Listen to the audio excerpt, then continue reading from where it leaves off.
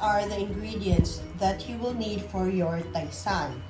Now, it's divided into 2 sets. So, this 3 belong to the meringue. That is your meringue base. And from here, going here, that is your cake ingredients. Okay, so for your meringue, you will need 6 large egg whites, or the egg whites from 6 large eggs. And you will also need 1/4 teaspoon of cream of tartar and half a cup of sugar. Okay, these 3 are your meringue ingredients. Now, for the cake, you have the wet ingredients and the dry ingredients. For the wet ingredients, you will need the yolk of the 4 eggs. Okay, so essentially you just have 4 eggs, you put the egg whites here and the yolks here. And you will also need 1/4 cup of evaporated milk. You can also use fresh milk, but I prefer evaporated milk because it has a more intense milk taste. You will need half a tablespoon of melted butter. You will also need 1/2 teaspoon of vanilla extract, 1 1/2 tablespoons of water, just water, plain water, 1/4 cup of vegetable oil, 1/2 cup of white sugar,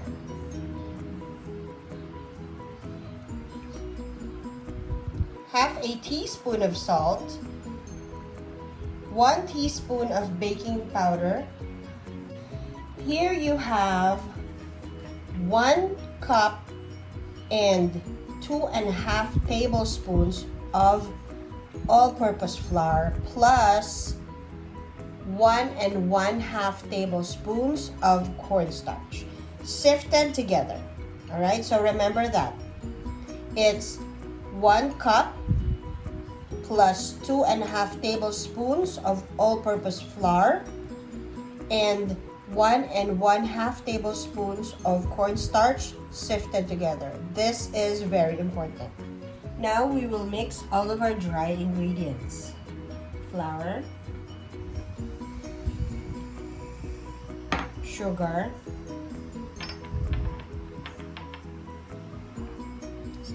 salt, and baking powder.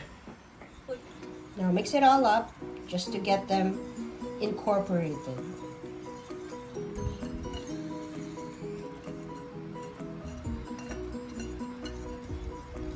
Right, now we will mix our wet ingredients.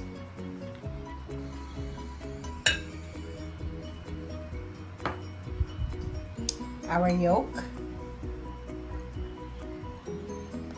vegetable oil, milk, melted butter. There's no particular order, just put them all together. Water and vanilla. See, this is super easy, as usual. You know me, I do not like complicated procedures or ingredients.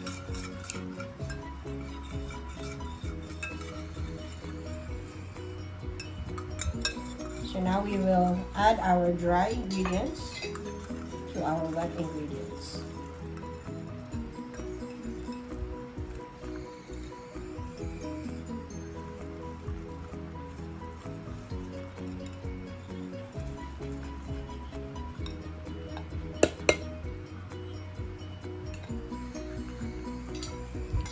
Now you just mix this until you get a nice and even consistency. It's a little thick, so mixing may be a challenge, but it's not that hard. If you want, you can also use a hand mixer or a stand mixer for this procedure. But since I am making a small batch, a whisk is enough.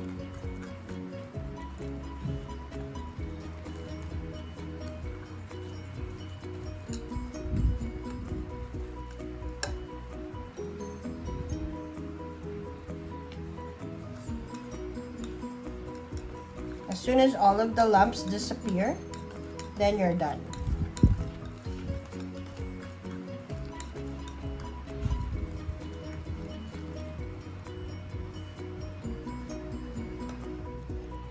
We now make our meringue. First, you put your egg whites and you whisk it on medium speed until you break down all of like the gelatinous material that you see on your egg. As soon as it gets a little frothy, then it's already good.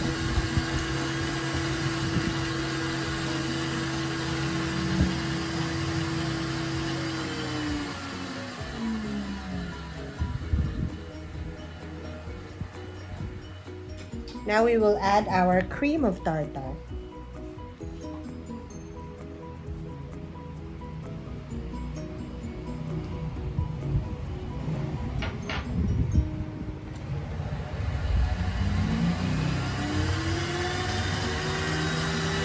And mix it on high speed until you get a nice pale consistency or pale white color.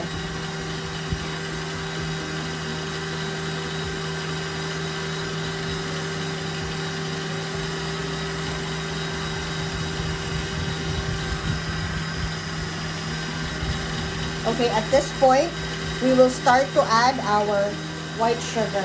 As you can see, it's already pale white, but it's not really stark white yet. Add your sugar slowly.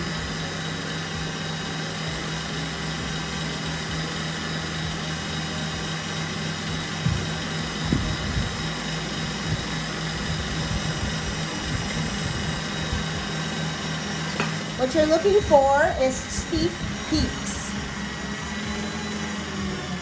So how do you know that you already have that?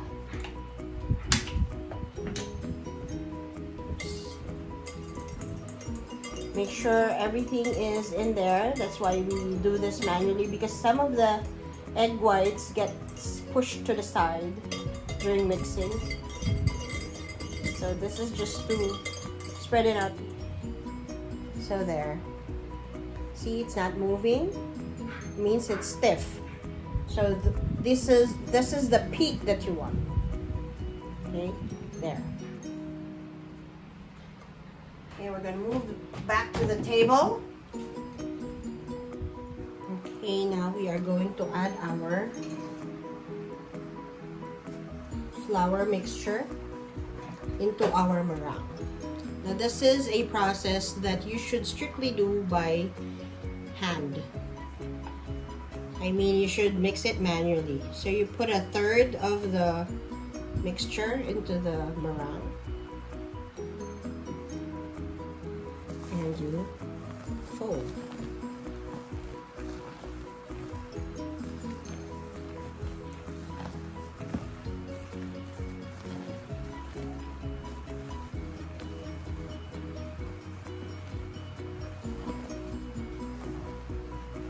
Now once you don't see any clumps of the yellow mixture, then you can add the next batch.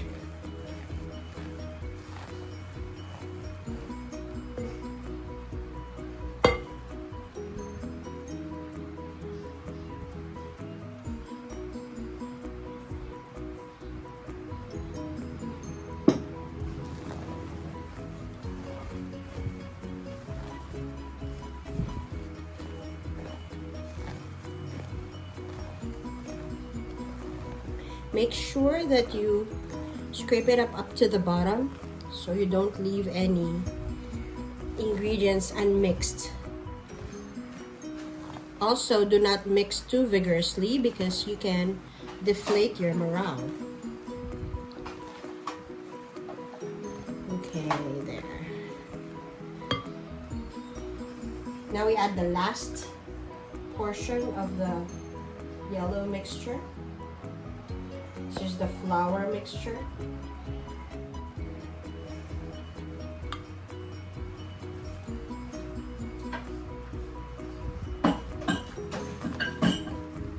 And just add it in there.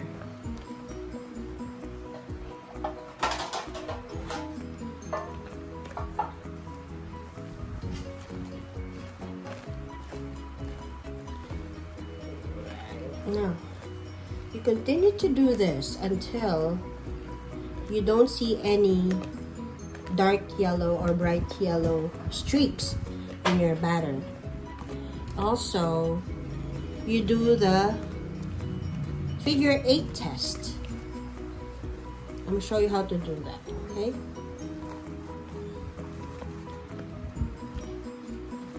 I still see a little bit of unmixed meringue and flour, so I will just continue to fold. Okay. Now the figure 8 is, you should be able to make 2 rounds of figure 8s. This is going to fall in ribbons. You should be able to let it flow back into the bowl, into a ribbon. Now, to test if you already have the right consistency, we're going to do the figure 8 test. You should be able to make, see, it got cut, so it's not yet done. So what I'm doing is I'm not mixing, I'm just cutting through the dough, the batter.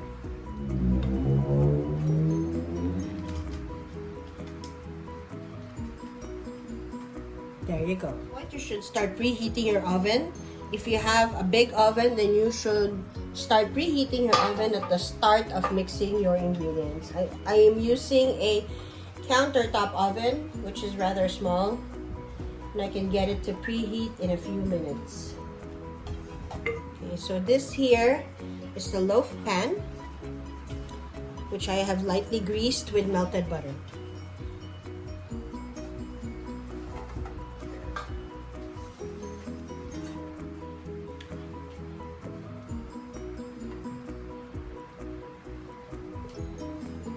So this makes 2 loaves of 9x3 pans. Or I think this is 9x4.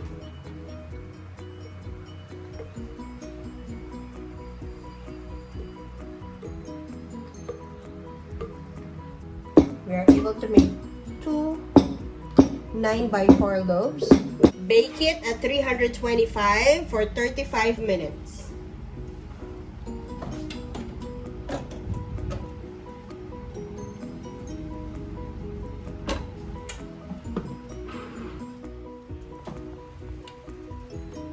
Still warm, brush it with butter.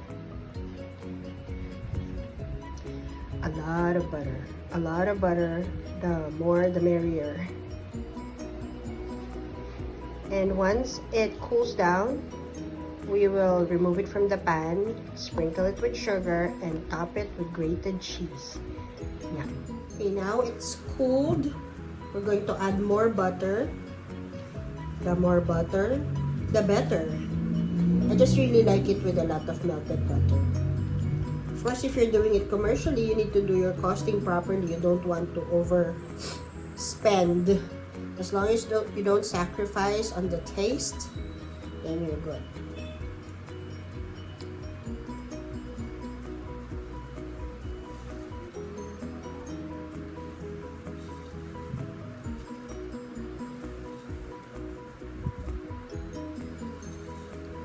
It's like snow. And then we grate cheese on top.